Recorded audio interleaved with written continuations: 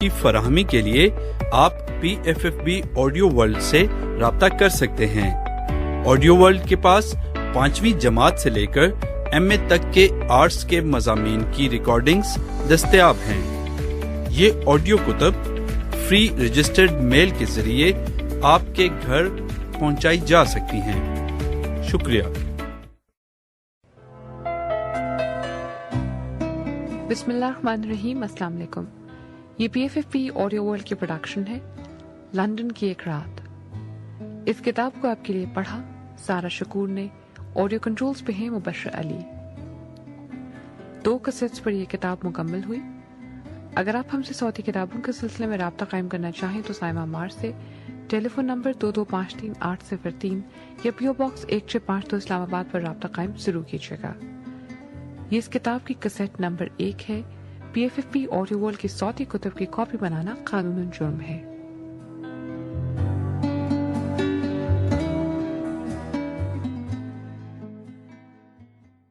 London نہایت گھنے زردی مائل گاڑھے تاریک کوہرے سے ڈھکا ہوا ہے، ایک ایسا لحاف جو نم ہو اور ٹھنڈا، جس سے ہمارا سارا جسم اور خصوصاً ناک منہ ڈھانپ دیا جائے، سانس مشکل سے لی جائے۔ سانس لیتے وقت یہ معلوم ہو کہ تر دھواں پی رہے ہیں، ہر چیز پر مہین مہین پانی کے قطرے جمے ہوئے ہیں۔ سردی زیادہ نہیں لیکن جتنی بھی ہے تکلیف دہ ہے۔ تیسرا پہر ہے لیکن معلوم ہوتا ہے کہ رات ہو گئی۔ سڑک کی روشنی میں چمک نہیں، اندھیرے اور روشنی میں معلوم ہوتا ہے لڑائی ہو رہی ہے۔ کبھی کبھی کوہر کے ہلکے ہو جانے سے گیس کی روشنی چمک اٹھتی ہے۔ اس کیفیت کے باوجود لندن کی چہل پہل میں کوئی کمی نہیں۔ دکانیں روشن اور سڑکیں موٹروں، لاریوں اور بسوں سے بھری ہوئی ہیں۔ کنارے کی پٹری پر جہاں لوگ پیدل چلتے ہیں، دفتروں سے نکلے ہوئے لوگ، منشی، محرر، کاروباری، ٹائپ کرنے والی لڑکیاں، طالب علم اور چھوٹے کارخانوں میں کام کرنے والے مرد اور عورتیں تیز تیز قدم بڑھائے ہوئے چلے جا رہے ہیں۔ 6:10 ہو گئے۔ رسل سکوائر کے انڈر گراؤنڈ اسٹیشن کی گھڑی پر بار بار اعظم کی نظر جاتی ہے۔ کمبخت، آج پھر وعدہ کر کے معلوم ہوتا ہے نہیں آئے گی۔ یہ پہلی بار نہیں ہے۔ مجھے اپنی حالت پر خود شرم آتی ہے۔ اچھی طرح جانتا ہوں وہ ذرہ برابر میں میرا خیال نہیں کرتی، مگر میں ہوں کہ اس کا پیچھا ہی نہیں چھوڑتا۔ لندن میں اور بہت سی لڑکیاں ہیں اور میں کچھ ایسا بدصورت بھی نہیں ہوں، مگر میں اس قدر کمزور ہوں، مجھے اپنے اوپر ذرا بھی قابو نہیں۔ کتنی دفعہ ارادہ کر چکا ہوں اس سے ملنا چھوڑ دوں، اس سے بات تک نہ کروں، سڑک پر ملے تو دوسری طرف منہ پھیر لوں، اور اگر وہ خود میرے پاس اپنی مرضی سے ہے تو صاف کہہ دوں چلی جاؤ میرے پاس۔ اگر مجھ سے محبت نہیں تو کیوں میرے پاس آتی ہو؟ مجھے جو پریشانی، کوفت، الجھن، بے اطمینانی، حسد، رش، غصہ، رنج، یہ سب کچھ اس کی وجہ سے ہوتا ہے، اس کا بدلہ لوں، لیکن کبھی مجھے کامیابی نہیں ہوئی۔ پہلی بار اس نے سینچر کی شام کو ملنے کا وعدہ کیا، کہا 7:30 بجے آئے گی۔ 6 بجے تک اسے دفتر میں کام کرنا ہوتا ہے، اس کے بعد گھر جائے گی، پھر 7:30 بجے تک میرے یہاں پہنچے گی۔ 7:30 سے 8 بجے، 8 سے 9، 9 سے 10، میں کھانا کھانے بھی نہیں جا سکا۔ انتظار انتظار انتظار۔ 10 بجے کمرے کے دروازے پہ کھٹ کھٹ، غصے کے مارے میں نے جواب تک نہیں دیا۔ آخر کو میں بولا چلی آؤ، دروازہ کھلا ہے۔ کون؟ وہ نہیں بلکہ خادمہ۔ مسٹر اعظم آپ سے کچھ ٹیلی فون پر بات کرنا چاہتا ہے۔ تھینک یو میری، یہ کہہ کر ٹیلی فون سننے چلا گیا۔ کون ہے؟ مجھے معلوم تھا کون ہے۔ میں ہوں ڈارلنگ، تم مجھ سے بہت بہت خفا ہونا، تمہاری آواز سے معلوم ہوتا ہے، مجھے معاف کر دو، مگر قصور میرا نہیں، کچھ لوگ میرے یہاں ملنے کے لیے آ گئے، میری والدہ نے کہا ان کی مہمانداری کروں، بہت کوشش کی کہ کچھ بہانہ کروں مگر کچھ بنائے نہ بنی، اور اب تو بہت دیر ہو گئی ہے، پیارے اعظم معاف کر دو۔ میرے غصے کی تو کوئی انتہا نہیں تھی، میرا جی تو یہ چاہ رہا تھا کہ کہوں جہنم میں جاؤ، اور یہ کہہ کر ٹیلی فون ریسیور کو رکھ دوں اور ختم کر دوں یہ جو گفتگو ہم دونوں کے بیچ ہو رہی تھی، لیکن میں نے ایسا کچھ بھی نہیں کیا۔ الٹا میں نے جواب دیا، دراصل میں تمہارا انتظار کرتے کرتے ادمرا ہو گیا ہوں، تم نے کم از کم ٹیلی فون تو پہلے کر دیا ہوتا، لیکن ابھی تک دیر نہیں ہوئی ہے، انڈر گراؤنڈ اور بسیں تو 12:30 بجے تک چلتی رہتی ہیں، میرے ساتھ گھنٹہ 1.5 تم گزار سکتی ہو۔ میری آواز میں بجائے غصے کے گڑگڑاہٹ آ گئی۔ مجھے اس کا احساس ہو رہا تھا، میں محسوس کر رہا تھا کہ میں اپنے آپ کو ذلیل کر رہا ہوں، لیکن ایک ایسی طاقت جس کے سامنے میں بالکل لاچار اور مجبور تھا، معلوم ہوتا تھا مجھے پستی کی طرف کھینچے لیے جا رہی ہے وہ۔ میں نے اپنی خودداری کو اپنی نظروں میں قائم رکھنے کے لیے سوچنا شروع کر دیا کہ عشق میں ذلت اٹھانا دراصل ذلت نہیں. اردو کے ان تمام شاعروں کے شکوے اور گلے مجھے یاد آنے لگے جو کوچہ جانا کے کتے بن کر اغیار کی ٹھوکریں کھاتے ہیں، دربان کی گالیاں سنتے ہیں، معشوق کے ہرجائی پن اور ناز اور نخرے کو لذت روح سمجھ کر نہ برداشت کرتے ہیں، نہ صرف بلکہ خود اس کی فرمائش کرتے ہیں کہ ان پہ ظلم و ستم کے پہاڑ ٹوٹ پڑیں. لیکن ہماری شاعری اور چیز ہے اور ذلت کی حقیقت کچھ اور. میں اپنے دل کو لاکھ سمجھاؤں لیکن حقارت کی شرمناک صورت بار بار میری نظروں کے سامنے آ جاتی ہے. اچھا، کل میں 12 بجے کے قریب تم کو ٹیلی فون کروں گی اور پھر اس وقت کسی دوسرے دن تم سے ملاقات کا وقت طے کروں گی. اب پلیز اس وقت مجھے معاف کر دو. اچھی بات ہے جین، کل 12 بجے تمہارے ٹیلی فون کا انتظار کروں گا. Good night. اور دوسرے دن ٹیلی فون ندارت. سارا دن میرا بیکار ضائع ہوا. اور اگر راؤ 1 بجے کے قریب ملنے نہ آ جاتا تو میں تو پاگل ہو جاتا. راؤ خوش قسمت آدمی ہے، اسے کبھی عشقاشی کے جنجال میں پڑتے کسی نے نہیں دیکھا. باوجود اس کے ہمیشہ کوئی نہ کوئی بانکی لڑکی اس کے قبضے میں رہتی ہے. کب تک یہاں میں انتظار کروں؟ 6:15 بج گئے. سردی اور جین کا ابھی تک پتہ بھی نہیں. لیکن جین کا ہنستا ہوا چہرہ، اس کا لمبا چھریرا بدن، اس کی چمکدار آنکھیں جو ہر وقت گھبرائی ہوئی ادھر ادھر دیکھتی ہیں، اس کی ہنسی کی آواز، اس کا گھبرا کر جھوٹ بولنا، یہ سب اعظم کے ذہن میں بجلی کی طرح کونتا اور اس کے دماغ کو تھوڑی تھوڑی دیر کے لیے بے حس کر دیتا. ہر دوسرے تیسرے منٹ انڈر گراؤنڈ کی لفٹ کا دروازہ کھلتا اور لوگ اس میں سے باہر نکلتے، کبھی 20، کبھی اس سے بھی زیادہ، کبھی اس سے کم، اور اعظم کی نظر اس سارے گروہ پر پڑتی. اور جب آخری شخص نکل جاتا اور جین کی صورت اسے نظر نہ آتی تو پھر اس کی پریشانی بڑھتی. کبھی گھڑی پر نظر، کبھی ادھر ادھر. ہلو اعظم، تم یہاں کھڑے کیا کر رہے ہو؟ انڈر گراؤنڈ اسٹیشن سے راؤ نکلا اور اس نے اعظم کے کندھے پر ہاتھ مار کے کہا. راؤ کے اس طرح سے یکبارگی آ جانے سے اعظم کے دل کو فوراً سکون ہو گیا. جس طرح رنج اور اذیت کے وقت رونے سے جی ہلکا ہو جاتا ہے، اسی طرح اس وقت اعظم کا خیال جو صرف ایک نقطے پر جم کر اس کے دل میں ناسور کی طرح سے چبھنے لگا تھا، اب دوسری طرف ہٹ گیا. اس نے ہنسنے کی کوشش کرتے ہوئے جواب دیا، جین سے اپوائنٹمنٹ تھا یار 6 بجے. اس نے یہاں ملنے کا وعدہ کیا تھا، ابھی تک وہ آئی نہیں. 6:20 ہو گئے. نہیں کہ آج پارٹی ہے یار، اس نے دونوں کو بلایا تھا. میری سمجھ میں نہیں آ رہا کیا کروں. راؤ نے کہا، کیا تم بھی نعیم کے مدعو ہو؟ مجھے بھی اس نے بلایا ہے، چلو پھر ساتھ چلیں. جین کو نعیم کا پتہ تو معلوم ہی ہے، سیدھی وہیں چلی آئے گی. یہاں سردی میں ٹھٹھرنے سے کیا فائدہ، آؤ چلو. اعظم ایک لمحے کے لیے ہچکچایا، رکے یا نہ رکے، شاید وہ 5 منٹ کے اندر اندر آ جائے. اگر اب چلا جاؤں تو اتنی دیر تک رکنا بیکار ہوا، اور شاید وہ نہ آئے، کیا معلوم آ ہی جائے. اعظم نے طے کیا کہ راؤ کے ساتھ چلا جانا بہتر ہے. اسے پھر اس خیال نے گھیر لیا کہ اس عورت کے پیچھے اپنی خودداری تک کھو بیٹھا. ذلت کے بھاری بوجھ سے اس کا دل پھر بیٹھنے لگا. راؤ نے یکبارگی محسوس کیا کہ اس کے دوست کی کیا حالت ہے. اسے یہ خیال کر کے شرمندگی سی ہوئی کہ اس نے اعظم کی اصلی کیفیت کا ابھی تک اندازہ نہیں کیا تھا. اس کے دل میں اعظم کے لیے ہمدردی کے جذبات ابھر آئے، پھر کچھ ترس آیا، پھر کچھ ہنسی. اس لڑکی نے اچھے خاصے بھلے چنگے انسان کو پاگل کر دیا. آدھے گھنٹے سے کھڑا یہاں غریب انتظار کر رہا ہے اور وہ ہے کہ آنے کا نام تک نہیں لیتی. یہ آج پہلی دفعہ نہیں، اب تو اعظم کی پڑھائی پر بھی اس کا اثر پڑنے لگا ہے. اگر یہی سلسلہ جاری رہا تو امتحان میں پاس ہونا مشکل ہو جائے گا. کسی طرح سے اس سے اعظم کا پیچھا چھوٹے تو اچھا ہے. راؤ نے کہا، ارے بھائی اعظم بس اتنے غمگین مت ہو، جین ضرور تھوڑی دیر میں آ جائے گی. کسی وجہ سے دیر ہو گئی ہے، آج کورا اس قدر ہے اور سردی بھی، گھر سے نکلتے ہوئے ڈر معلوم ہوتا ہے. چلو پب میں چلتے ہیں، ایک گلاس بیئر، پھر نعیم کے یہاں چلیں گے. ٹھیک ہے؟ وہ ٹھیک ہے. اور دونوں چل پڑے. کوہرا پھر گھر آیا اور چاروں طرف اندھیرا بڑھ گیا. راؤ نے اپنے کوٹ کے کالر کو اٹھایا، کندھے جھکائے اور جیب میں دونوں ہاتھ پوری طرح ڈال کر تیزی سے چلنا شروع کیا. آؤ ذرا اور تیز چلیں، مجھے سردی لگ رہی ہے یار. اعظم نے کچھ جواب نہ دیا مگر اس نے قدم تیز بڑھانے شروع کر دیے. چند منٹ میں وہ دونوں پب تک پہنچ گئے اور اندر داخل ہوئے. انگلستان میں شراب خانے عام طور سے 2 یا 3 حصوں میں تقسیم ہوتے ہیں. سامنے کا حصہ جس میں مزدور طبقے کے لوگ جاتے ہیں، اور اندر کا حصہ جس میں پیسے والے لوگ جاتے ہیں. کبھی کبھی ایک چھوٹا سا تیسرا حصہ بھی ہوتا ہے جہاں وہ لوگ جنہیں جلدی سے واپس چلا جانا ہوتا ہے شراب پی لیتے ہیں. راؤ اور اعظم اسی کمرے میں داخل ہوئے اور بار کے کنارے سے آ کر کھڑے ہو گئے. گڈ ایوننگ سر، شراب بیچنے والے نے راؤ کو دیکھ کر کہا۔ راؤ چونکہ اکثر اس شراب خانے میں جایا کرتا تھا، اس وجہ سے مالک کو دکان سے پہچان ہو گئی تھی۔ کتنا خراب موسم ہے، مالک نے سلام کرنے کے بعد فوراً کہا۔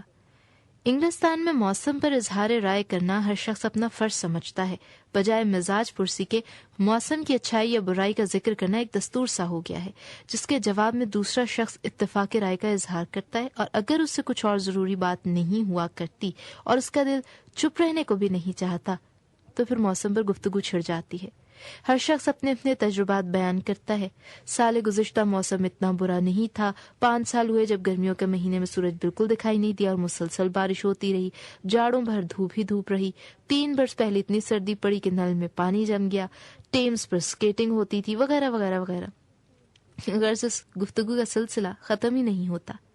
انگریز قوم نے غالباً انفرادی آزادی کو قائم رکھنے کے لیے اس رسم کو رائج کیا ہے۔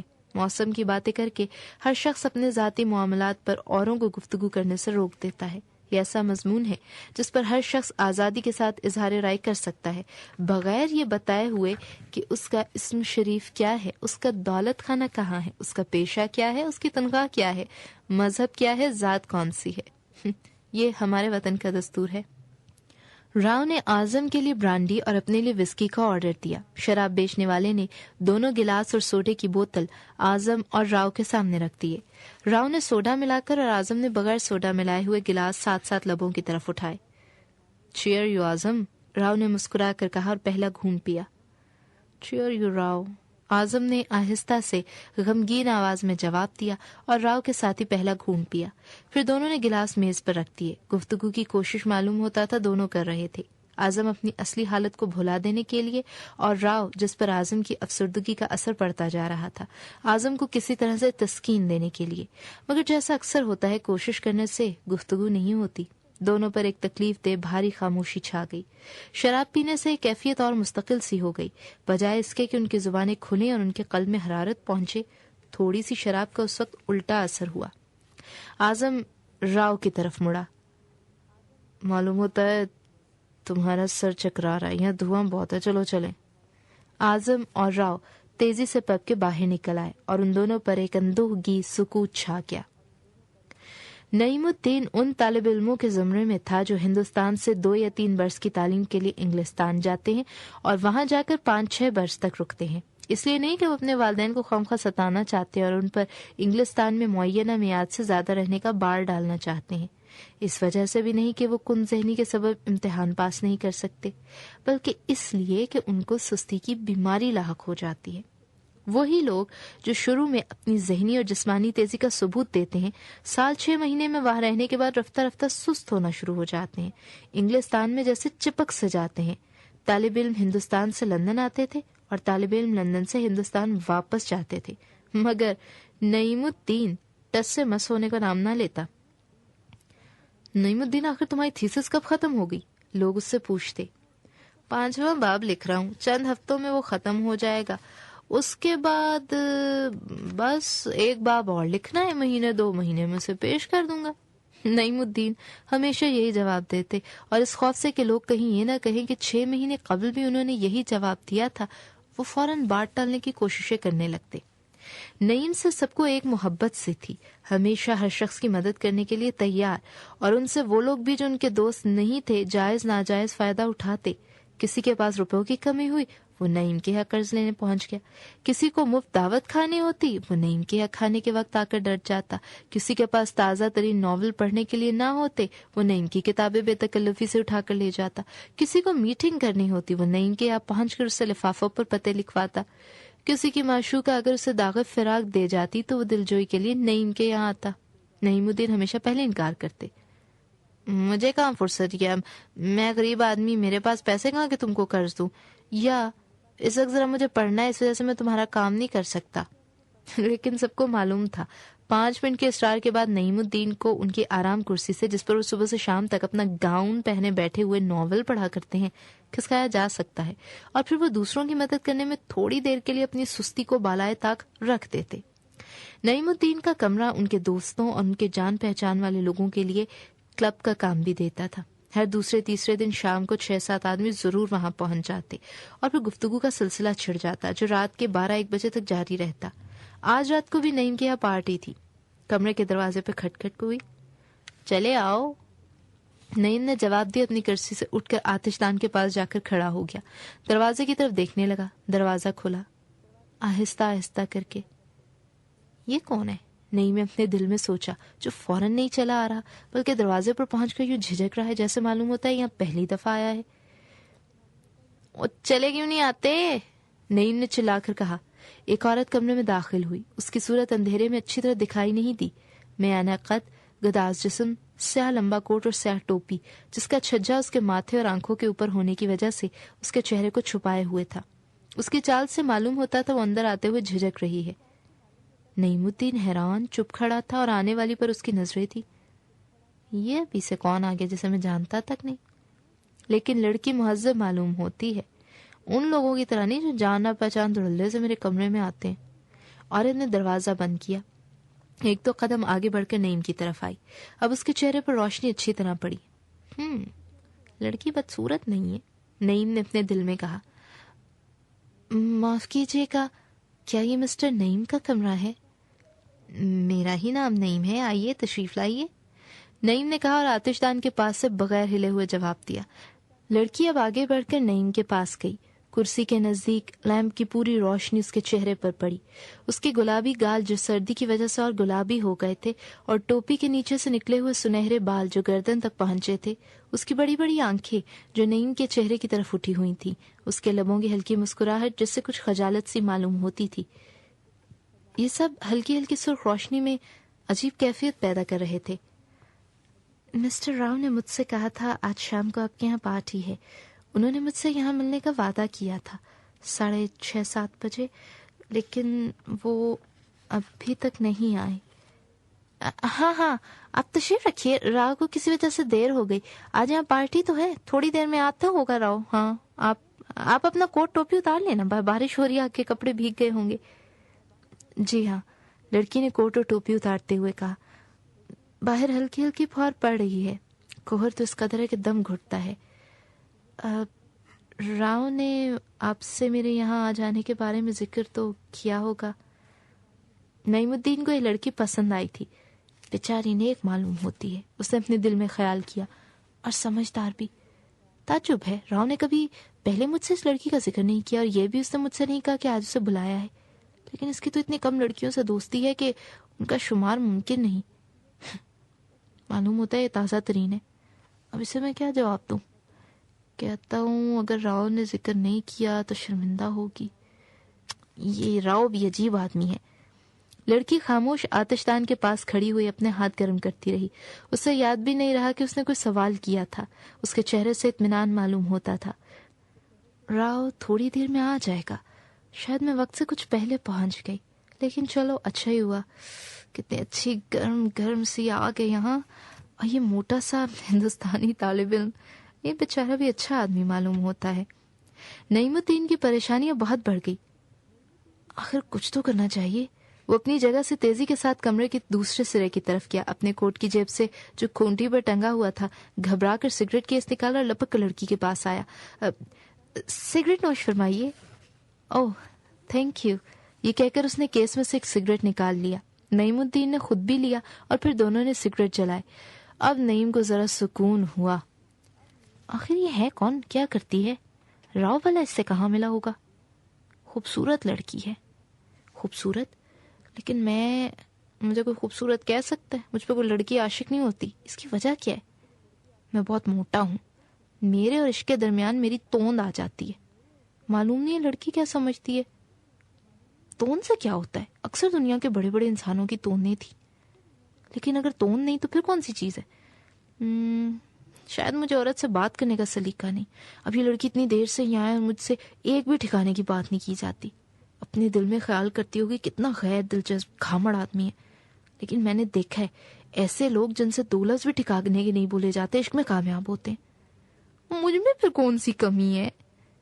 میرے دوست خیال کرتے ہیں مجھے ان باتوں سے دلچسپی نہیں، اچھی صورت دیکھ کے مجھ پہ ذرا بھی اثر نہیں ہوتا۔ غلط، بالکل غلط۔ کیا آپ بھی مسٹر راؤ کی طرح قانون پڑھتے ہیں؟ لڑکی کی آواز نے ایک دم اسے چونکا دیا. وہ کرسی پر اب آدھی لیٹ گئی تھی اور سگریٹ کا دھواں اس کے چہرے اور بالوں پر ایک دھندلے سے نیلے نقاب کی طرح چھایا ہوا تھا. دیکھا نا, آخر میری خاموشی سے تنگ آ کے اسی کو بولنا پڑا. نعیم نے اپنے دل ہی میں کہا. جی نہیں, میں تاریخ کا طالب علم ہوں, لندن یونیورسٹی کی ڈاکٹری کی کوشش کر رہا ہوں. کوشش, یہ لفظ میں نے خوب استعمال کیا. نعیم نے دل ہی دل میں خود کو سراہا. میرے ساتھ جن لوگوں نے کام کرنا شروع کیا تھا وہ تو کب کے ختم بھی کر چکے. نعیم کو اپنے اوپر کچھ ہنسی سی آئی, لیکن وہ اسے پی گیا. کیا آپ بھی طالب علم ہیں؟ یار, یہ سوال میں نے پہلے کیوں نہیں کیا. نعیم دل ہی دل میں خود کو کوستا رہا. نہیں اور ہاں بھی. میں پارسل تک یونیورسٹی کالج میں پڑھتی تھی, پھر میرے پاس فیس دینے کے کافی روپے نہیں رہے تو مجھے کالج چھوڑنا پڑا. اب میں دن کو ایک آفس میں کام کرتی ہوں اور ہفتے میں 4 دفعہ رات کے کالج میں لیکچر سننے جاتی ہوں, جہاں مجھے برائے نام فیس دینا ہوتی ہے. آپ کس مضمون پر لیکچر سنے جاتی ہیں؟ آرٹ اور فلسفی پر. آپ کو ان سبجیکٹ سے دلچسپی ہے؟ آرٹ اور فلسفہ, یہ تو بڑی عالم فاضل صاحبزادی معلوم ہوتی ہے. میں اس کے سوال کا کیا جواب دوں؟ کیا مجھے آرٹ اور فلسفے سے دلچسپی ہے؟ اگر میں نے ہاں کہہ دیا اور اس نے آرٹ اور فلسفے پر باتیں چھیڑ دی اور میں نے کوئی حماقت کی بات کر دی تو اپنے دل میں کیا سوچے گی؟ یہ کہیں ایسا تو نہیں صرف مجھ پر روب جمانے کے لیے اس نے مجھ سے کہا ہے؟ دلچسپی تو مجھے ضرور ہے, لیکن میں نے کبھی ان مضامین کو اچھی طرح سے پڑھا نہیں. اس کی وجہ سے یہ میں نہیں کہہ سکتا کہ دراصل آرٹ ٹھیک سے میری سمجھ میں آتا ہے یا نہیں. رہ گیا فلسفہ, اس کا ماہر ہونے کے لیے تو ایک عمر درکار ہے.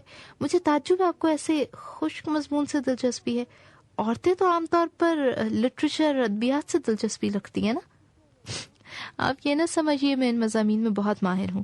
اسکول اور کالج میں ادبیات پڑھتے پڑھتے عاجز آ گئی. مجھے 2 برس تک لٹریچر سے اتنی دلچسپی تھی, خصوصاً پوئٹری سے, کہ جس کی کوئی انتہا نہیں. لیکن اب مجھ میں عجیب تبدیلی ہو گئی ہے. شاعری کا خیال کر کے ہی رونگٹے کھڑے ہو جاتے ہیں.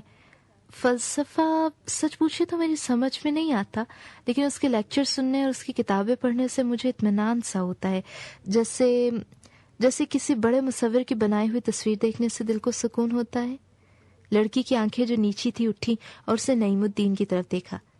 لیکن آپ کہتے ہوں گے کہ میں کیا خرافات بک رہی ہوں.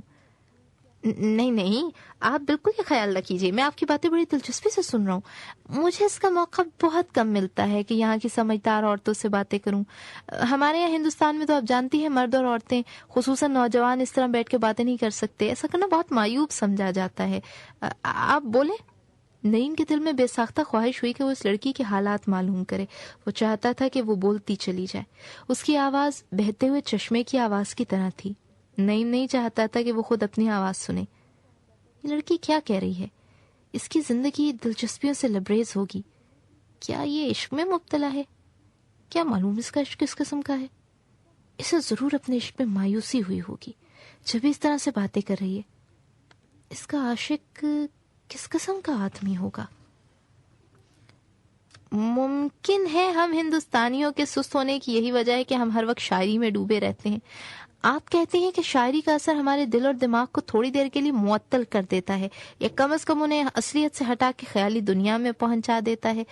اور خیالی دنیا میں رہتے رہتے ہم اس قدر محو ہو جاتے ہیں کہ مکان و زمان چونکہ لامتناہی ہیں, اس لیے ہم سمجھنے لگتے ہیں کہ ہم بھی لامتناہی ہیں.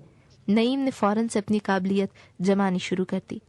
ہر انسان کے دل میں اپنے کو زندہ و جاوید سمجھنے کی چھپی ہوئی خواہش ہوتی ہے. شاعری کے ذریعے سے ہم اپنی یہ پیاس بجھاتے ہیں. عقل ہم سے کہتی ہے یہ سراسر حماقت ہے, لیکن شاعری کے ذریعے سے ہم عقل کو بھی زیر کر سکتے ہیں. ہماری شاعری عقل کی برائیوں سے بھری پڑی ہے. عقل ہمیں مشکل اور تکلیفوں کی طرف کھینچتی ہے, عقل ہمیں دھوکہ دے سکتی ہے, لیکن شاعری کی شراب, آپ نے خود کہا, اس کا اثر ہمیں سست کر دیتا ہے. اور اگر ہمیں یہ مستی, یہ بے خودی کی حالت, یہ بے عقلی کبھی خوشی کبھی غم کے دریا میں اس طرح غرق کر دیتی ہے کہ ہم اپنی انسانیت تک کو بھول جاتے ہیں اور محض ایک نغمہ مسرت یا ایک نالہ جاں گداز ہو کر رہ جاتے ہیں, کیا ہمیں اس چیز سے پرہیز نہیں کرنا چاہیے؟ یہ میں کیا بے سمجھے بولتا جا رہا ہوں کہ یہ لڑکی خیال نہ کرے کہ صرف اپنے فلسفیت کا ثبوت دینے کے لیے میں اس طرح کی باتیں کر رہا ہوں. لیکن دل ہی دل میں اسے کچھ خوشی بھی تھی. آخر وہ کچھ تو بولا. آپ جو کچھ کہہ رہے ہیں ٹھیک ہے, لیکن افسوس ہم گانے گا کر زندگی کی تلخ حقیقت کو بھلا نہیں سکتے. ہمیشہ کے لیے نہیں، تھوڑی دیر کے لیے بھی نہیں. زندگی کی حقیقت اگر تلخ ہے تو اسے بھلانا ہی بہتر ہے. نہیں، ہرگز نہیں. حقیقت کو بھلا دینا کبھی بہتر نہیں ہو سکتا.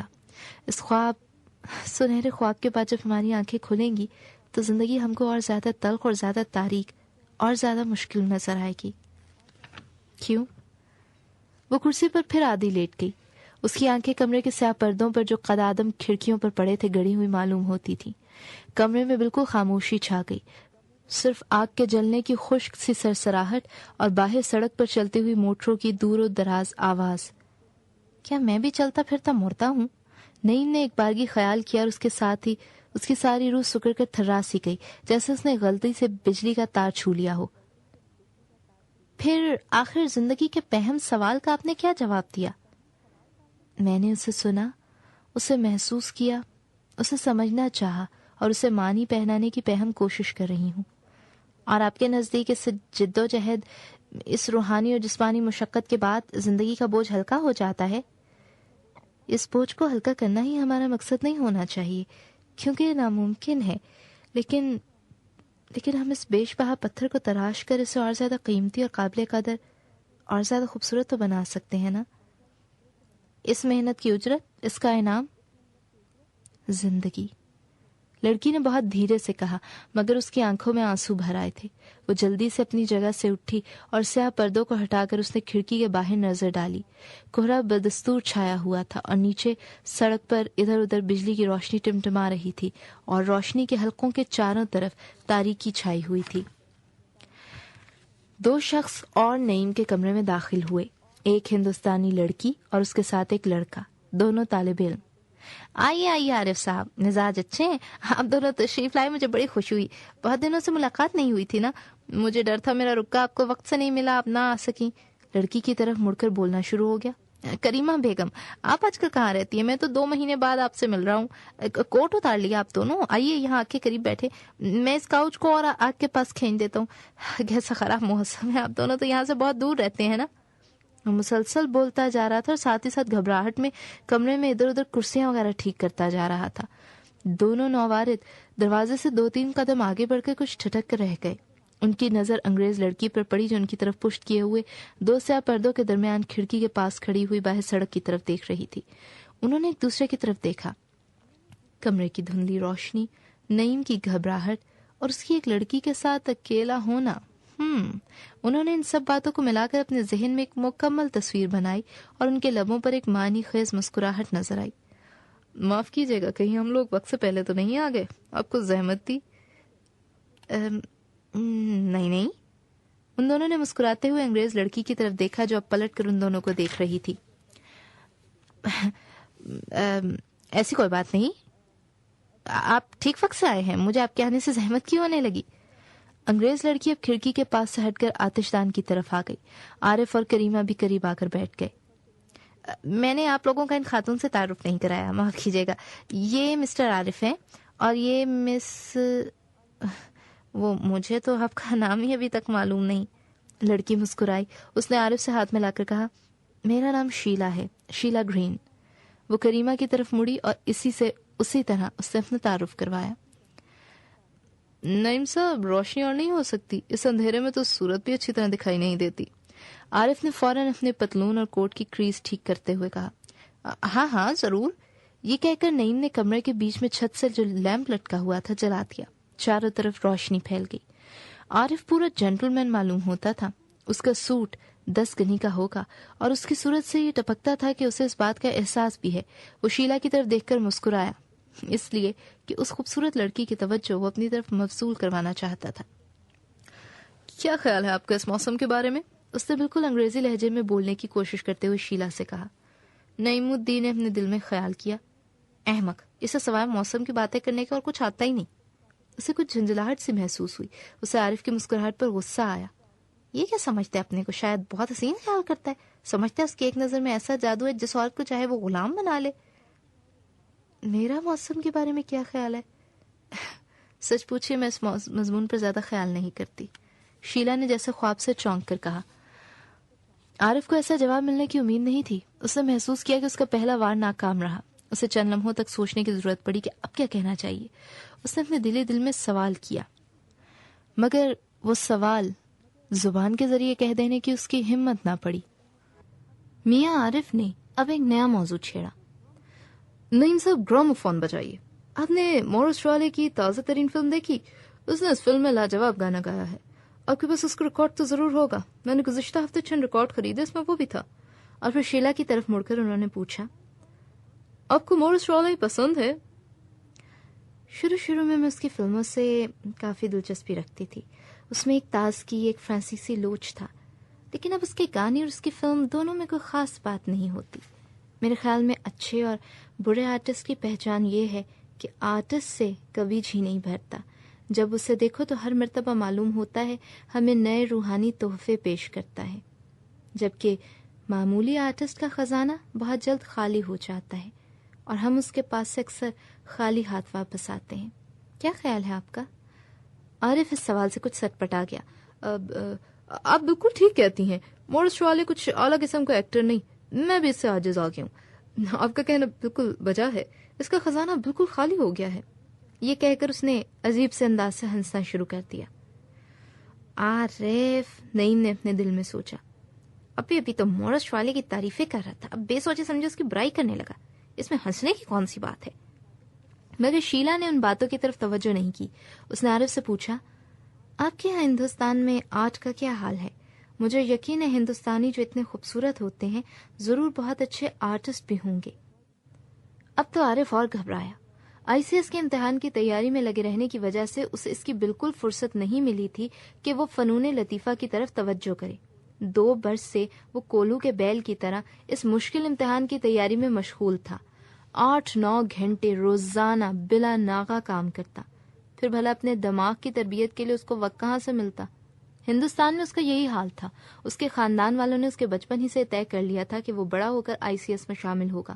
اٹھتے بیٹھتے ہر وقت اس کے کان میں یہی بات پڑتی کہ وہ ICS کے عہدے پر پہنچنے والا ہے.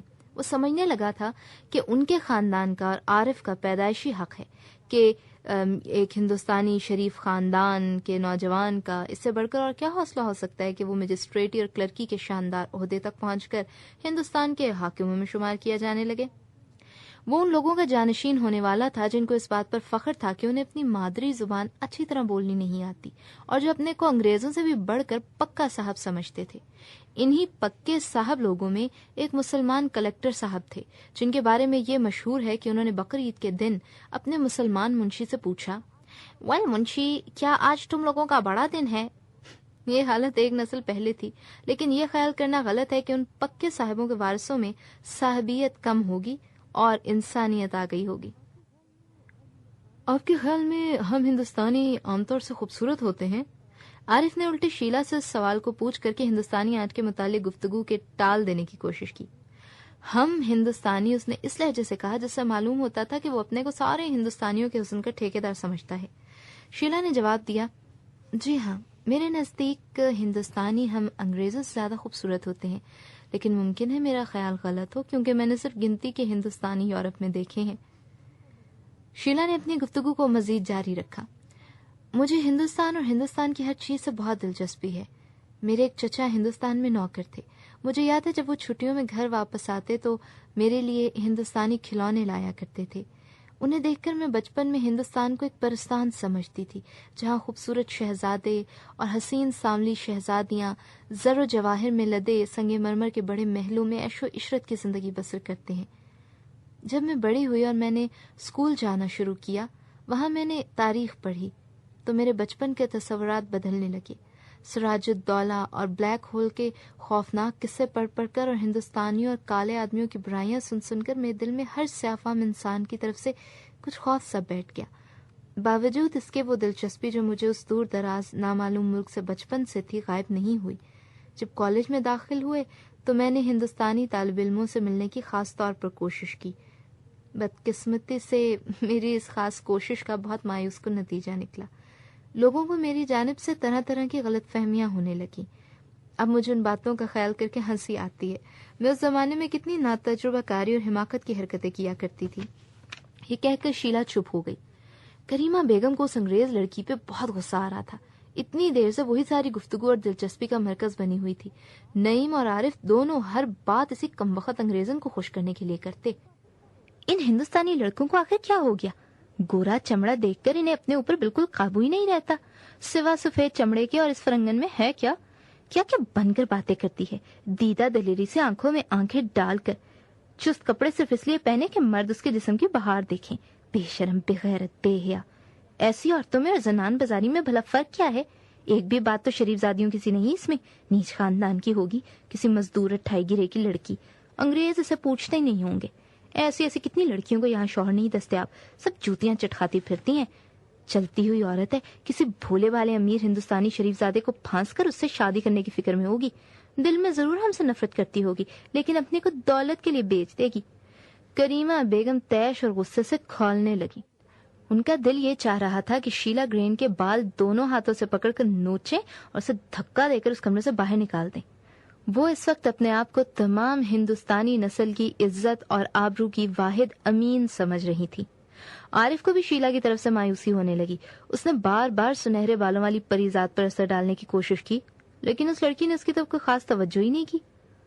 عجیب لڑکی معلوم ہوتی ہے، زمین پر پاؤں ہی نہیں رکھتی. کبھی آرٹ کی باتیں کرتی ہے، کبھی ہندوستانیوں کے حسن کی. اس کے نزدیک میرا اس کمرے میں ہونا نہ ہونا برابر ہے. مغرور ہے، اپنے آپ کو بہت قابل سمجھتی ہے. ضرور یونیورسٹی اسٹوڈنٹ ہوگی. جو لڑکیاں یونیورسٹی تک پہنچ جاتی ہیں خود کو بڑا علامہ دہر سمجھنے لگتی ہیں. لیکن اس نے بھی شکست قبول کرنے سے انکار نہیں کیا. وہ ایک معمولی انگریز لڑکی کے ہاتھوں ہرگز نہیں ہار مانے گا. وہ جو ICS کا امتحان پاس کر کے ہندوستان میں سینکڑوں انسانوں پر حکومت کرنے کا ارادہ رکھتا ہے. اس وقت اس نے پورا تہیہ کر لیا کہ شیلا گرین پر وہ اپنا اثر ڈال کر رہے گا. اس نے کہا، مس گرین، مجھے امید ہے آپ نے اپنے تلخ تجربوں کی وجہ سے ہندوستان سے اپنی دلچسپی کم نہیں کی. اس میں کوئی شک نہیں کہ وہ ہندوستانی طالب علم جو یورپ آتے ہیں اکثر اپنے غیر مہذب ہونے کا ثبوت دیتے ہیں. ان کو یہاں کی شریف خواتین سے ٹھیک طرح سے بات چیت کرنے اور ملنے جلنے کا طریقہ بالکل نہیں آتا. شیلا ہنسنے لگی اور اس نے کہا، میرے کہنے کا بالکل یہ مطلب نہیں تھا کہ میں ہندوستانی طالب علموں کو غیر مہذب سمجھتی ہوں. برخلاف اس کے، جیسا میں نے کہا، اس معاملے میں میرا اپنا قصور تھا. اور برا خدا اب میرا شمار شریف خواتین لیڈیز میں نہ کیجیے. اس نے بڑی لجاجت سے نعیم کی طرف دیکھا اور ہنستے ہوئے پوچھا، کیا دراصل میری صورت اتنی مکروہ ہے کہ آپ مجھے ایک شریف خاتون سمجھیں؟ مجھے امید ہے کم از کم آپ تو مجھے اتنی گئی گزری نہ خیال کریں گے. نعیم نے زور سے قہقہا لگایا اور شیلا کو چڑھانے کے لیے اس نے کہا، مس گرین، آپ لاکھ کوشش کریں مگر شرافت کا دھبا آپ کے دامن سے نہیں چھوٹ سکتا. یہ تو پیدائشی چیز ہے. آپ کے سر پر شرافت کا بوجھ خود خدا نے اپنی امانت سمجھ کر لاتا ہے اور آپ اس قیمتی خزانے کو لٹا دینا چاہتی ہیں. یہ ناممکن ہے. اس کی کوشش فضول. شیلا بھی ہنسنے لگی. عارف کے سمجھ میں نہیں آتا تھا کہ وہ کیا کرے. اسے ایک بار کی اپنی پستی کا احساس ہونا شروع ہوا. آخر کیا وجہ ہے کہ اتنی مرتبہ کوشش کرنے کے بعد بھی اس نے اب تک ایک بات بھی ایسی نہیں کی جسے لڑکی پسند کرے. اور نعیم بغیر زیادہ بولے ہوئے کتنی اچھی طرح اس لڑکی پہ اثر ڈال رہا ہے. نہ تو میری طرح خوبصورت ہے، نہ اس کے کپڑے اچھے ہیں. مجھے کامیابی کیوں نہیں ہوتی؟ وہ اسی فکر میں ڈوب گیا اور نعیم اور شیلا کو زور زور سے ہنسا دیکھ کر خود بھی کھلسیانی ہنسی ہنسنے لگا. کریمہ بیگم، شیلا کو اس طرح ہنستا بولتا دیکھ کر جل بھن کر کباب ہوئی جا رہی تھی. تھوڑی دیر بعد نعیم کے کمرے میں 10-15 آدمی جمع ہو گئے. 5-6 لڑکیاں اور 8-10 لڑکے. گراموفون بجنے لگا. میز اور کرسیاں لوگوں نے کھسکا کر کنارے رکھ دی اور ناچ شروع. کچھ لوگ ادھر ادھر بیٹھے ہوئے آپس میں باتیں کر رہے تھے.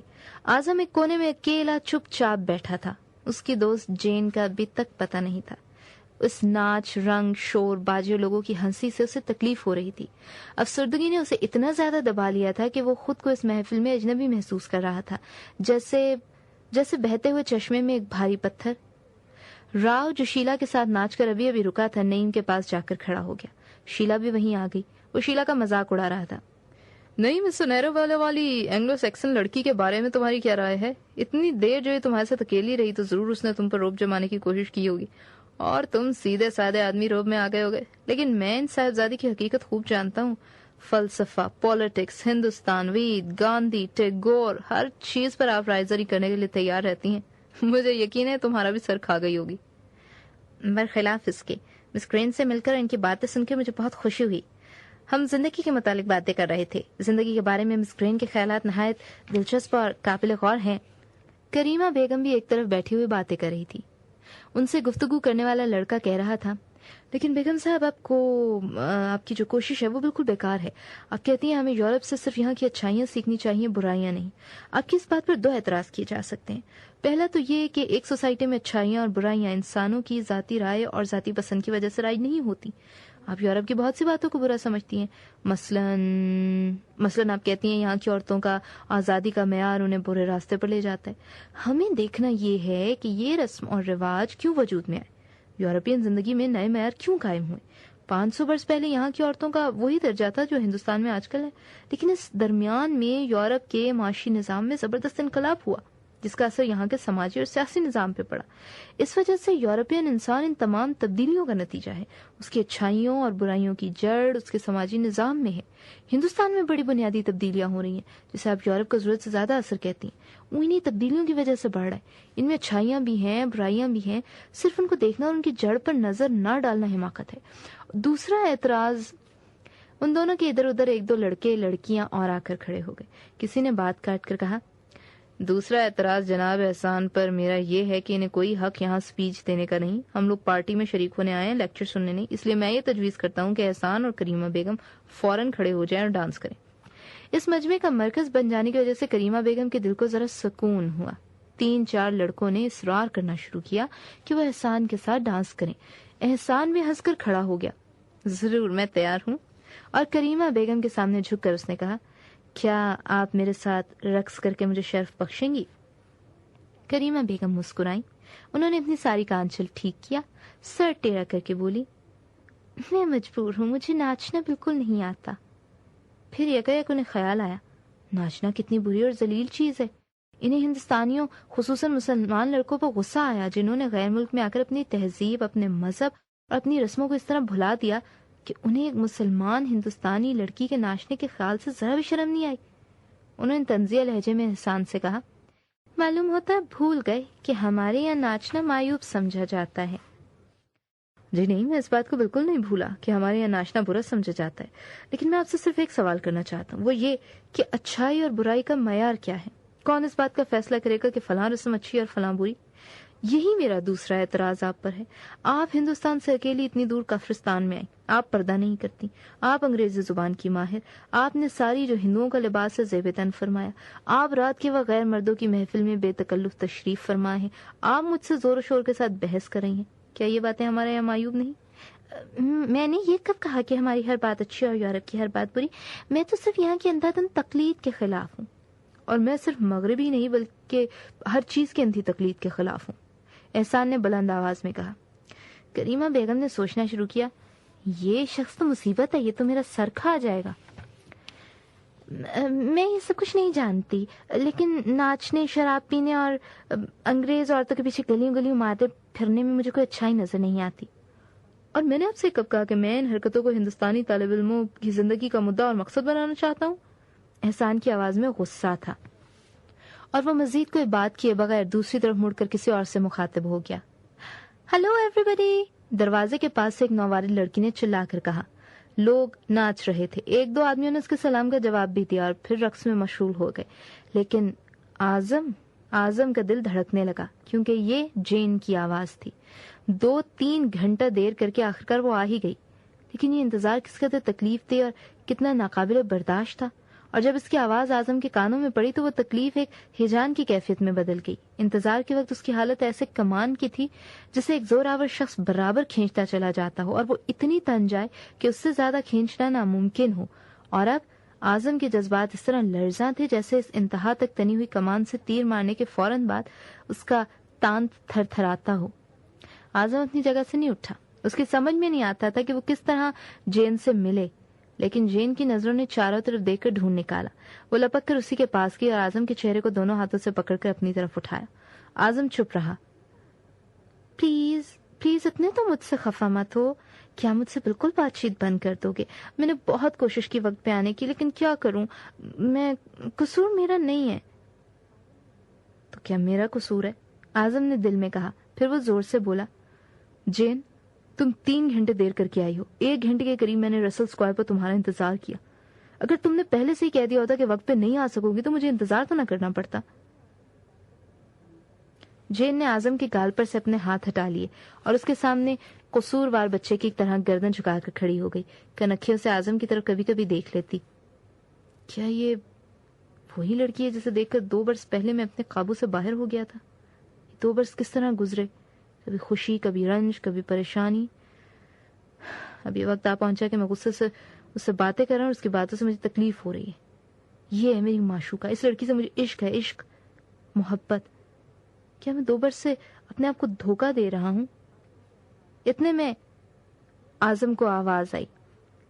جین نے اس کے گلے میں دونوں ہاتھ ڈال دیے اور اس کی گود میں بیٹھ گئی. پھر آہستہ سے کہا، آئی ایم سوری، مجھے معاف کر دو. یہ کہہ کر قبل اس کے کہ اعظم کچھ جواب دے اس کے لبوں کا بوسہ لیا. اسی وقت راؤ ان کے پاس سے گزرا. اس نے ہنس کر کہا، ہائے ہائے، یہاں اس کی اجازت نہیں. جین ایک دم اعظم کی گود سے اٹھ کر کھڑی ہو گئی. راؤ نے اس سے ہاتھ ملا کے کہا، خوب، آپ نے ہم لوگوں کو سردی میں 1 گھنٹہ رسل اسکوائر پر کھڑا رکھا. آئی ایم سو سوری، مجھے بہت افسوس ہے. مسٹر راؤ، آپ اعظم سے میری سفارش کر دیجیے. مجھ سے اتنے خفا ہے کہ بات نہیں کر رہے. ارے اعظم، احمق مت بنو، جو کچھ ہوا وہ ہوا. اٹھو اور جین کے ساتھ رقص کرو. ہاں آؤ، جین نے کہا اور اعظم کا ہاتھ پکڑ کر اسے گھسیٹ کر کرسی سے اٹھا دیا. عارف گھر جانے کی فکر میں تھا. اس کی شام ساری ضائع گئی، ساری شام. اف، خیال تو کرو اتنی دیر میں کتنا کام ہو سکتا تھا، کتنے بہت سے سوالات یاد ہو سکتے تھے اور کتنے سے تھیسس لکھے جا سکتے تھے. عارف نے دیکھا کہ راؤ اور احسان ایک کونے میں بیٹھے ہوئے باتیں کریں. اسے اس بات سے خوشی ہوئی کہ وہ دونوں اس کے پاس نہیں. عارف نہیں چاہتا تھا کہ ان لوگوں کے حلقے میں پھنسے. وہ خاموشی سے اپنی جگہ سے اٹھا. کمرے میں جو لڑکیاں تھیں ان میں نے نظر ڈالی. اسے بے ساختہ خواہش ہوئی کہ کسی لڑکی سے وہ بھی ملے، اس کے ساتھ ناچے اور پھر اس کی صحبت کا لطف اٹھائے. جو شکست اس کو ہوئی تھی وہ ابھی تک اس کے دل میں کھٹک رہی تھی. کمرے میں سگریٹ کا دھواں بھرا تھا. روشنی بھی کچھ زیادہ تیز نہیں تھی. آتش دان میں انگارے دہک رہے تھے، ان میں سے شعلے نکلنا بند. سیاہ پردوں کے پیچھے کوئی لڑکا معلوم ہوتا تھا کسی لڑکی کو پیار کر رہا ہے. لڑکی کی دبی ہوئی ہنسی کی آواز، موسیقی کی چیخ، گفتگو، قہقہا، ناچتے ہوئے جوڑوں کا بار بار گھومنا، یہ سب چیزیں عارف کی طبیعت میں ایک ہیجان پیدا کر رہی تھی. ایک سیاہ بالوں والی موٹی لڑکی کے پاس گیا اور مسکرا کر اس سے پوچھا، کیا اب کی بار آپ میرے ساتھ رقص کریں گی؟ لڑکی عارف کی طرف مڑی اور اس نے مسکرا کر جواب دیا، شور. عارف اس کے ساتھ ناچنے لگا. اسے اس لڑکی کی شخصیت سے کوئی سروکار نہ تھا. وہ تو صرف یہ محسوس کر رہا تھا کہ ایک نرم جسم اس کے دل اور دماغ کو گرمی پہنچا رہا ہے. راؤ نعیم الدین کو الگ لے جا کر اس سے باتیں کر رہا تھا. ارے نعیم، تمہیں کیا ہو گیا؟ میں نے آج تک تمہیں کسی کے لیے سرگردہ نہیں پایا، لیکن آج تم شیلا کا پیچھا ہی نہیں چھوڑتے. کئی گھنٹے سے تم اسی کی گرد منڈلا رہے ہو. کم سے کم تمہیں یہ تو خیال کرنا چاہیے کہ میں نے اسے یہاں مدعو کیا ہے اور وہ میری دوست ہے. یا تو آپ کسی لڑکی پہ نظر ہی نہیں ڈالتے، یا آپ کی طبیعت کسی عورت کی مائل بھی ہوئی تو ایک دوست کی چیز پہ ڈورے ڈالنے لگے ہیں. نعیم ہنسا. یہ درجنوں لڑکیاں تمہاری دوست ہیں، اگر ایک کم ہو گئی تو تمہیں معلوم بھی نہیں ہوگا. لیکن سچ بتاؤ، کیا شیلا سے تمہیں واقعی دلچسپی ہے؟ راؤ کچھ کہنے بھی نہ پایا کہ شیلا بول اٹھی، یہ میرے خلاف آپ دونوں کیا سازش کر رہے ہیں؟ اس نے نعیم اور راؤ کی باتوں میں اپنا نام شاید سن لیا تھا. وہ اپنی جگہ سے اٹھی اور راؤ اور نعیم کے بیچ میں کھڑی ہو گئی. تمہارے خلاف سازش؟ بھلا کس کی مجال بھائی؟ اس وقت تو بحث یہ تھی کہ تم سے عشق کیا جا سکتا ہے یا نہیں. نعیم کا چہرہ سرخ ہو گیا. اسے راؤ پر کچھ غصہ سا آیا. اس نے سوچا کہ شیلا اپنے دل میں اسے کتنا احمق خیال کرتی ہوگی. یہ تو بڑی دلچسپ بات ہے. اور آپ لوگ کس نتیجے پہ پہنچے؟ وہی جو میں تم سے اکثر کہتا چلا آیا ہوں کہ تم اس کو ضرورت سے زیادہ اہمیت دیتی ہو. جن سے تعلقات کے علاوہ اس میں کچھ بھی نہیں، اور باقی جو کچھ محبت کے بارے میں لوگ کہتے ہیں وہ سب اصلیت کو چھپانے کے لیے شاعری کے پردے ہیں. چونکہ ہم ہندوستانیوں میں تو مغرب کے وحشیوں کے مقابلے میں روحانیت زیادہ ہوتی ہے، اس لیے ہم ہر چیز کی اصلیت کو تم سے بہتر سمجھتے ہیں اور حقیقت کے راستے پر تم سے زیادہ آسانی کے ساتھ پہنچ سکتے ہیں. یہی وجہ ہے کہ مرد اور عورت کے باہمی تعلقات کی جڑ تک پہنچ کر ہماری سوسائٹی نے اس کو مضبوطی سے تھام لیا. ہم نے اپنے گھروں سے عشق اور محبت کو کوڑے کی طرح نکال کے پھینک دیا. جیسے قابو کے خانوں میں بند کر کے کبوتروں کے جوڑے لگائے جاتے ہیں نا، اسی طرح ہمارے یہاں نر اور مادہ انسان بڑے دھوم دھڑلے کے ساتھ ایک کوٹری میں بند کر دیے جاتے ہیں. اس رسم کو ہمارے یہاں شادی کہتے ہیں. مس شیلا گرین آپ بہت سے ہندوستانیوں سے ملی، مگر معلوم ہوتا ہے آپ پر ہماری روحانی تہذیب کا ذرا بھی اثر نہیں پڑا ہے نا؟ شیلا نے ہنس کر کہا، اور تم اس روحانی تہذیب کے کتنے اچھے نمونے ہو. میں تو ضرور تمہاری روحانیت کا شکار ہو جاتی اگر تمہارا جسمانی حسن اتنے غضب کا نہ ہوتا. تمہارے ساتھ کوٹری میں بند ہونے کو دل ہی نہیں چاہتا. تمہیں دیکھ کر تو مندر کے پجاریوں کی طرح سرب سجود ہونے کی خواہش ہوتی ہے. اب میں خودکشی کر لوں گا. میری باتوں کا تم پر کچھ اثر ہی نہیں ہوتا. ہر مرتبہ جب میں نے تم سے اظہار عشق کرنا چاہا تم کوئی نیا عذر، کوئی نئی بات نکال کے مجھے ٹال دیتی ہو. مشرق کی روحانیت، مغرب کی مادیت، میرا حسن، اپنی جوانی، کسی چیز کا بھی تو خیال نہیں کرتی آپ؟ شیلا گرین، میرے صبر کا پیمانہ لبریز ہو چکا ہے. ٹھیک ہے، اب میں جاتا ہوں، خدا حافظ. وہ شیلا کے سامنے جھکا اور پھر مڑ کر تنا ہوا کمرے کے دوسرے حصے میں چلا گیا، جیسے سپاہی مورچے پر شہید ہونے کے لیے جاتا ہو، اور وہاں جا کر دوسرے لوگوں سے ہنسی مذاق کرنے لگا. شیلا اور نعیم اپنی جگہ پر اکیلے کھڑے رہ گئے. مجھے راؤ پسند ہے، میں کئی برسوں سے واقف ہوں، لیکن اس شخص میں نے کبھی کوئی تبدیلی نہیں پائی. اس سے باتیں کرنے سے معلوم ہوتا ہے وہ دنیا میں کسی چیز کو اچھی نظر سے نہیں دیکھتا، خصوصاً وہ چیزیں جنہیں عام انسان عزت کی نظر سے دیکھتے ہیں. میرا بھی وہ بہت عزیز دوست ہے اور میرے جاننے والوں میں سب سے زیادہ ذہین طالب علم، لیکن کبھی کبھی مجھے اس کی ذہانت بیکار اور بے فیض معلوم ہوتی ہے. آسانی سے امتحان پاس کر لینا اور مزیدار باتیں کرنا ہمارے لیے کافی نہیں. مجھے جب کبھی اس بات کا خیال آتا ہے کہ راؤ یہاں سے واپس جا کر ہندوستان میں کیا کرے گا، تو میری سمجھ میں سوال کا کچھ جواب نہیں آتا. اکثر ہندوستانی طالب علموں کے بارے میں مجھے فکر نہیں ہوتی، دنیا میں ان کا ہونا نہ ہونا برابر. لیکن راؤ جو اپنی ذہانت کی وجہ سے ہر بات کو فوراً سمجھ لیتا ہے اور بات کی تہ تک 1 منٹ میں پہنچ جاتا ہے، وہ بھی اگر اسی گروہ میں گم ہو جائے گا تو مجھے رنج ہوگا. تم ٹھیک کہتے ہو نہیں. ہندوستانی طالب علم اتنی بڑھ بڑھ کے باتیں کرتے ہیں کہ زمین اور آسمان کے قلابے ملا دیتے ہیں. ان سے بڑھ کر باتوں ہی میں نے اور کسی قوم کو نہیں پایا. گھنٹوں تک مسلسل اصل مضمون کو چھوڑ کر ذرا ذرا سے نقطوں پر بحث کرنے چلے جاتے ہیں، مذاق کرتے ہیں، ایک دوسرے کی دھجیاں اڑا دیتے ہیں اور چلاتے اس قدر ہے معلوم ہوتا ہے آپس میں مار پیٹ ہو جائے گی.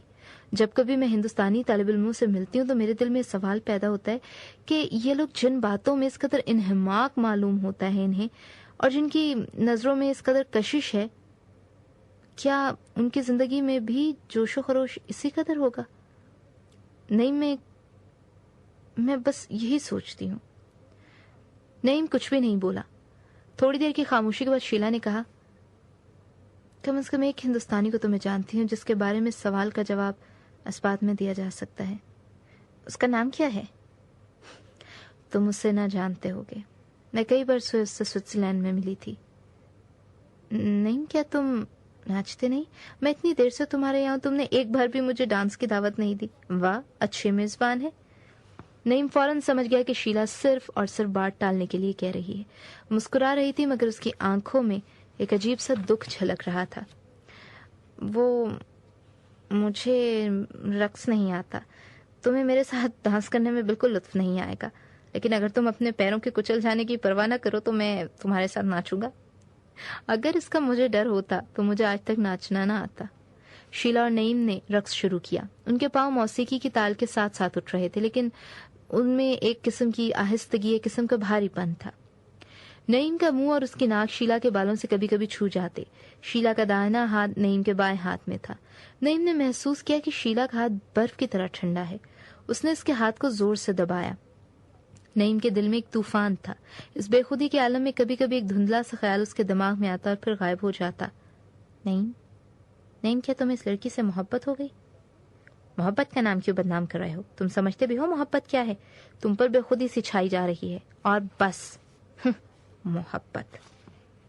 جب تک ناچ ہوتا رہا شیلا اور نعیم پر کامل سکوت چھایا رہا. باجے کے یک بارگی رک جانے سے وہ جیسے خواب سے چونک اٹھے. وہ بھی رک گئے اور ایک دوسرے کا ہاتھ پکڑے ہوئے کمرے کے گوشے کی طرف بڑھے. وہاں پہنچ کر نعیم نے بہت آہستہ سے، اتنی دھیمی آواز میں جو مشکل سے سنائی دیتی، صرف ایک لفظ کہا، شیلا، اور اس کے ہاتھوں کو چوم لیا. شیلا نے بھی بہت آہستہ سے کہا، نعیم، اور اس کے ہاتھ کو ذرا سا دبا کر چھوڑ دیا.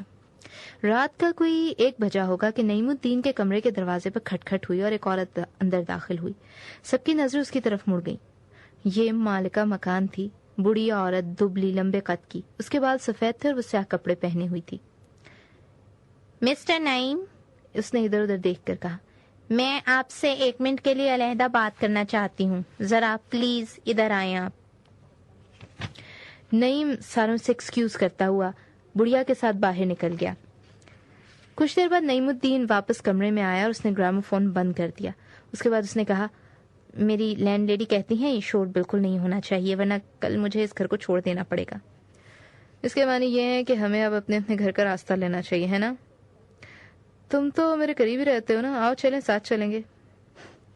کیا میں آپ کو اپنی موٹر میں گھر پہنچا سکتا ہوں؟ ضرور، شکریہ. بہت سی آوازیں ایک دوسرے کے آگے پیچھے ابھرنے لگیں اور نعیم شیلا کے پاس آیا. وہ اپنا کوٹ پہن رہی تھی. آپ بھی جا رہی ہیں؟ شیلا نے مڑ کر نعیم کی طرف دیکھا مگر اس کی بات کا کچھ جواب نہ دیا. تھوڑی دیر تو اور ٹھہریے. بہت اچھا، اس نے جواب دیا اور کھڑکی کے پاس جا کر اکیلی کھڑی ہو گئی. نعیم اپنے مہمانوں کو رخصت کرنے میں مشغول ہو گیا. عارف اور وہ لڑکی جس کے ساتھ وہ ڈانس کر رہا تھا ایک ساتھ گھر سے نکلے. کوہرا غائب ہو گیا تھا اور بجلی کی روشنیاں جاڑے کی ٹھنڈی ہوا میں تیزی سے چمک رہی تھی. سڑک کے کنارے درخت جن کی شاخیں پتیوں سے بالکل خالی تھی چپ چاپ کھڑے تھے. مسٹر عارف، ہم جا کہاں رہے ہیں؟ چھوٹی سی خوبصورت لڑکی نے پوچھا اور مسکرا کر عارف کی طرف دیکھا. یہ سوال سن کر عارف کو پورا یقین ہو گیا کہ لڑکی اس پہ مر مٹی. وہ اس کی طرف دیکھ کر ایک فاتحانہ انداز سے مسکرایا اور اس نے جواب دیا، کہیں چل کر کیوں نہ ایک پیالے قہوہ پیا جائے، پھر اس کے بارے میں باتیں ہوں گی کہ کہاں جانا ہے. دیر بہت ہو گئی ہے. لڑکی نے کچھ اس لہجے میں جواب دیا جس میں رضامندی شامل ہوتی معلوم ہوتی تھی. لائنز کارنر ہاؤس 10-15 منٹ چل کر ہم پہنچ سکتے ہیں. جہاں اتنی دیر ہوئی ہے وہاں تھوڑی اور سے چلیں. یہ کہہ کر ان دونوں نے کارنر ہاؤس کا راستہ لیا. اتنے میں ایک بس ان کے سامنے آ کر رکی. لڑکی اسے دیکھتے ہی اچھل پڑی. ارے یہ تو میری بس آ گئی، یہ تو مجھے ٹھیک میرے گھر تک پہنچا دے گی. آپ برا تو نہیں مانیں گے اگر میں ابھی چلی جاؤں؟ اس کے بعد پھر کوئی بس نہیں ہے نا، آپ کو مجھے ٹیکسی پہ گھر پہنچانا پڑے گا. آپ کے پیسے بچیں گے اس طرح. یہ سب فکر اس نے ایک سانس میں کہے اور قبل اس کے کہ عارف اس کی باتوں کا جواب دے ایسا کہ وہ لپک کر بس میں سوار ہو گئی. اوکے بائے، اس نے بس کے زینے پر سے مسکرا کر عارف سے کہا. بائے. بس روانہ ہو گئی اور وہ اسی جگہ کھڑا رہ گیا. بے بسی اور غصے نے اس کے سارے جسم میں جیسے آگ لگا دی. اسے اپنی تنہائی کا اندوہگی احساس ہوا. تھوڑی دیر تک وہ اسی جگہ ساکت کھڑا رہا اور پھر کسی ہارے ہوئے جواری کی طرح مڑا اور ٹیکسی لے کر اپنے گھر کی طرف سے دھارا. اعظم نے اپنے کمرے میں پہنچ کر گیس چلائی، ٹوپی اتار کر پلنگ پر پھینکی اور بغیر کوٹ اتارے آتش دان کے قریب کرسی پر بیٹھ گیا. اندھیرے کی وجہ سے کوئی چیز اچھی طرح وہاں دکھائی نہیں دے رہی تھی. ایک طرف دیوار پر کتابوں کی چھوٹی سی الماری، اس کے نیچے میز، 1-2 کرسیاں، کونے میں پلنگ. کمرہ بالکل چھوٹا سا تھا اور میز کرسی اسباب سے بالکل بھرا ہوا معلوم ہوتا تھا. اس نے شب خوابی کے کپڑے پہن لیے. اسے تھکاوٹ معلوم ہو رہی تھی. اس نے ایک انگڑائی لی، بجلی کی روشنی بند کی اور کود کر بستر میں گھس گیا. چادر اسے برف کی طرح ٹھنڈی معلوم ہوئی لیکن ذرا دیر میں بستر گرم ہوا اور اس نے پیروں کو پھیلا کر کروٹ بدلی اور پھر نیند کی وادیوں میں چلا گیا. شیلا اور نعیم کمرے میں اکیلے رہ گئے. جھوٹے گلاس، خالی بوتلیں، پیے ہوئے سگریٹ کے ٹکڑے اور خاک سے بھری ہوئی خاکدانیاں، رکابیاں، بعض خالی اور بعض میں روٹی اور بسکٹ کے ٹوٹے ہوئے ٹکڑے ادھر ادھر بے ترتیبی سے پڑی ہوئی تھی. گراموفون بجنا بند ہو گیا تھا مگر وہ بھی ایک میز پر کھلا رکھا تھا. اس کے چاروں طرف میز اور کرسی پر ریکارڈ بکھرے پڑے تھے. آتش دان میں آگ قریب قریب بجھنے والی تھی. کمرے میں سگریٹ کا دھواں بھرا ہوا تھا اور ہوا بھاری معلوم ہوتی تھی. نعیم نے کھڑکیاں کھولی اور نیچے سڑک پر ایک نظر ڈالی. وہاں بالکل سناٹا تھا. وہ کھڑکی سے سر نکالے ذرا دیر کے لیے وہیں کھڑا رہ گیا. شیلا بھی اس کے قریب آ کر باہر جھانکنے لگی. آسمان صاف ہو چکا تھا اور سامنے کے مکانوں کی چھت کے اوپر سے آدھا چاند دکھائی دے رہا تھا، زرد سا چاند جس کی روشنی زمین تک آتے آتے غائب ہو جاتی تھی. مجھے اب گھر جانا چاہیے. بیٹھیے، ذرا دیر تو بیٹھیے. شیلا کچھ نہیں بولی. اس کے چہرے سے تھکاوٹ معلوم ہو رہی تھی مگر وہ بیٹھ گئی. تھوڑی دیر کے بعد اس نے کہا، آج کی پارٹی بھی کیا پارٹی تھی. امید ہے آپ کی طبیعت تو بالکل نہیں گھبرائی ہوگی. دراصل عجیب عجیب قسم کے لوگ تھے. نہیں، میری طبیعت تو بالکل نہیں گھبرائی بلکہ آپ سے مل کر مجھے بے حد خوشی ہوئی. لیکن اب میں تھک گئی ہوں، دیر تو بہت ہو گئی ہے. آپ دل میں کہتی ہوں گی آخر میں نے کیوں آپ کو اصرار کر کے روک لیا. سب چلے گئے، آپ کو بھی اب نیند آتی ہوگی. لیکن معلوم نہیں کیوں میری نہ صرف نیند اڑ گئی بلکہ یوں معلوم ہوتا ہے جیسے میرے دل و دماغ میں ایک طوفان ہے. نہیں پلیز مجھ سے اس قسم کی باتیں مت کرو. کیوں؟ اس وجہ سے کہ تم مجھے بہت اچھے معلوم ہوتے ہو مگر مجھے کسی اور سے محبت ہے. ایک ہندوستانی طالب علم تھا اور ہمیں ایک دوسرے سے محبت تھی. سجاد ظہیر کا ناولٹ لندن کی ایک رات. اس کے ساتھ ہی کیسٹ نمبر 1 اپنے اختتام تک پہنچی. بقیہ کے لیے کیسٹ نمبر 2 لگا لیجیے. اگر آپ بولتی کتابوں کے بارے میں ہم سے رابطہ کرنا چاہیں تو ٹیلی فون نمبر 2253-3803 یا پیو باکس نمبر 1652 اسلام آباد پر سائمہ عمار سے رابطہ کریں. شکریہ.